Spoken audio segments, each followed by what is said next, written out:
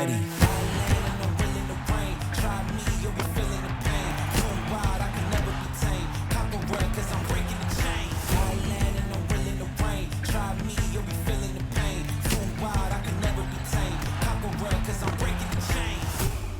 He's obviously had injury history, a little bit of off-season drama. It comes down to health. You can't trust him. I don't think this guy is going to put in the time to be great. Zion's value is debatable.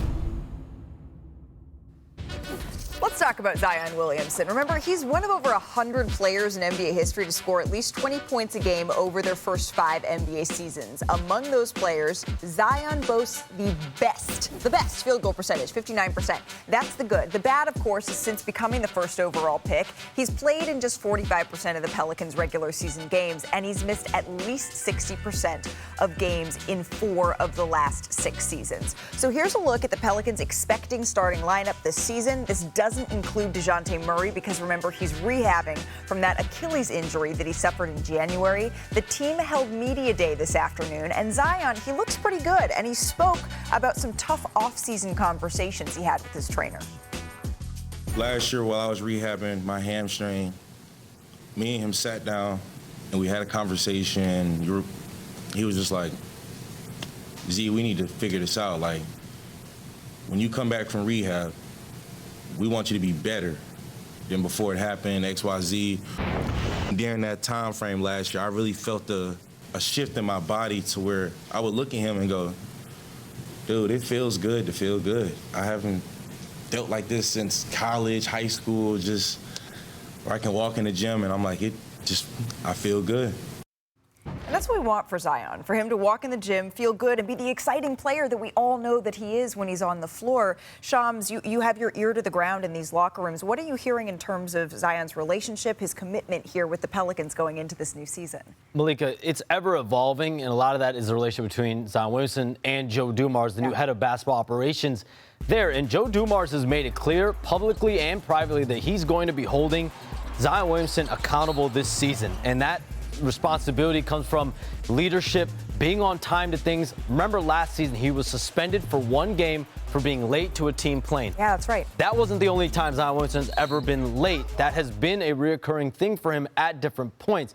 But we know this, if he can clean that stuff up, clean up the leadership side, if he can stay healthy, from a difference-making perspective, Zion Williamson has all those qualities to be a real game changer for this team. If he's healthy and on the court, they have playoff expectations. The key is getting him healthy on the court, playing consistently. And that's a good reminder. I'm sure there's a lot of us out there who forgot about that incident where he was suspended for being late to that team plane. And it sounds like something so little, but those little things add up. Brian, he looks good, though, and he's saying all the right things. What's your reaction hearing about this commitment that he has, talking with his trainer in this offseason?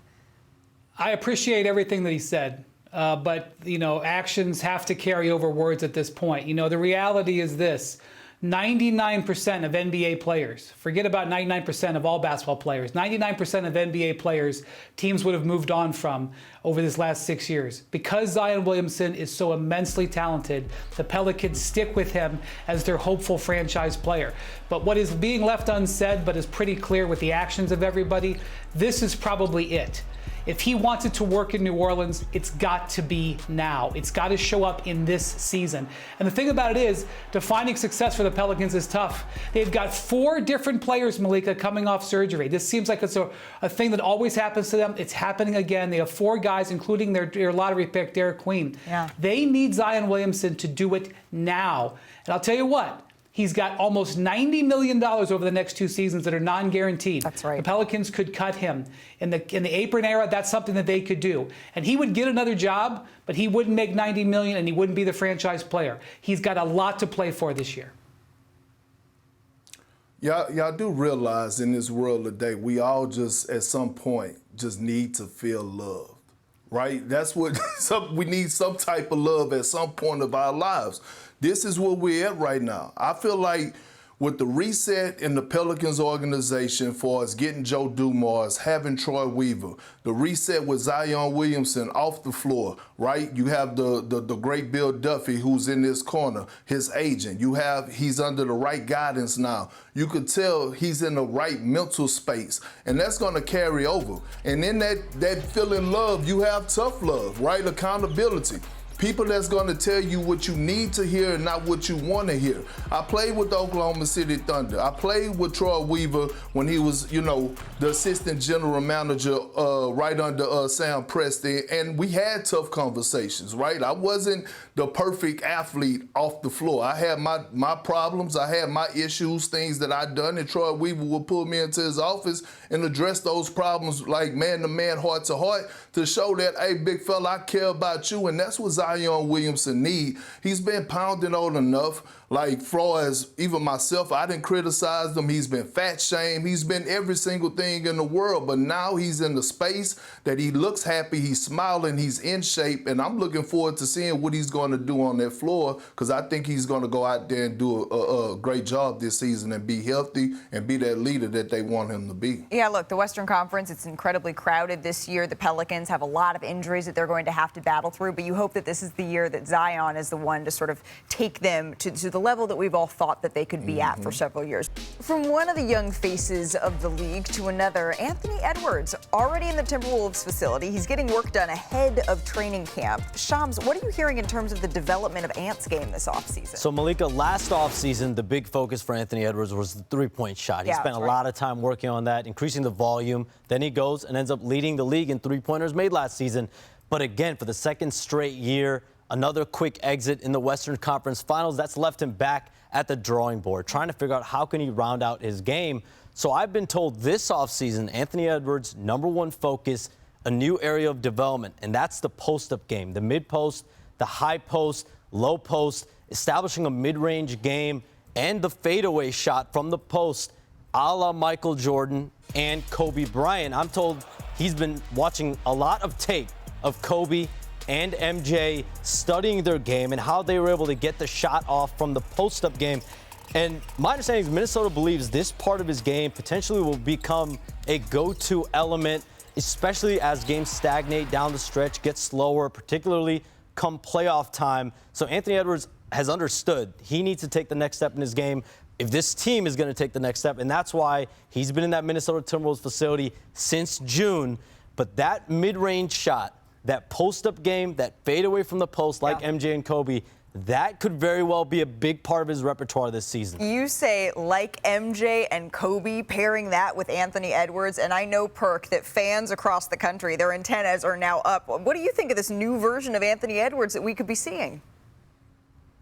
I mean, a la SGA, a la Jason Tatum, a la Kevin Durant. All those guys have a mid-post game and a post-up game, and it's so crucial because you need it. It's so hard to guard, especially when you catch it at that mid-post. And Anthony Edwards, look, exceptional job for us adding a tray ball to his game last season, but it gives him an opportunity to be great and be able to flourish more in the half-court set without having to worry about double teams, teams loading up, teams being, taking away driving gaps. Now you add those turnarounds over both shoulders. I'm excited to see it. And the one thing that I would never do, and we all would never do, is question Anthony Edwards when he say he's working on something. I'm just looking forward to seeing it. I just know that Anthony Edwards I sat down with him a year ago, and he told me that, as people called him the next Michael Jordan, I'm not so sure about that. Now we're seeing him maybe watch some film, adding pieces of that to the game. Fans, they are going to be excited, because I know I am, to see that. Hey, personalized with the New York Knicks. They held their media day this morning. Let's listen back. The expectations set on us. Now we're gonna have a set of goals, and we're gonna. Steve Wilson. They should have took him too. Finger surgery and knee surgery, or that procedure? Whoa. Don't put no words out there. No, I did not. I did not get no finger surgery nor knee surgery. No, I did not have a knee. Where are you hearing this? You came on media day to come and put that out here? I swear to God, that was out. Who? ESPN reported. Who did that? Centel? Wasn't me. Yeah, I mean, if I don't start, I'll probably ask for a trade and go somewhere else.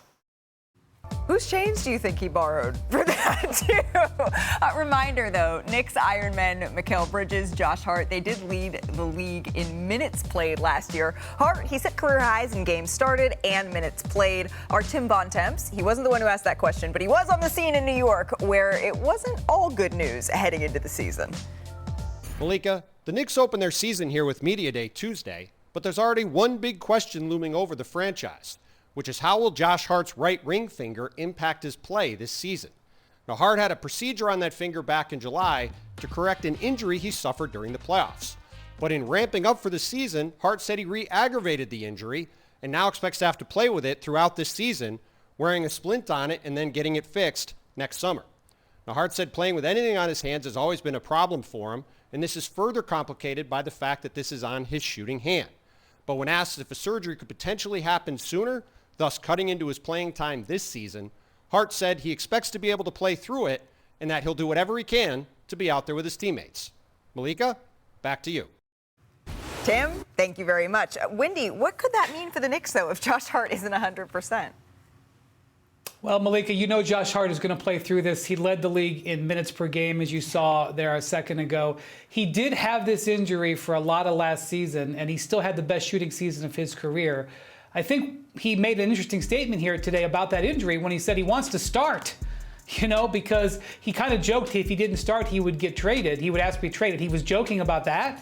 But I do think he definitely wants to start on this team, and Mike Brown did not commit to a starting lineup. So the fact that he's more worried about starting than that finger, I think should be instructive. But it's not the best thing to say on Media Day, Malika, which is the surgery you had in the offseason didn't work. Of course, and that's something that we're going to keep an eye on. But he did seem in good spirits. Oh, my wire's hanging out a little bit here.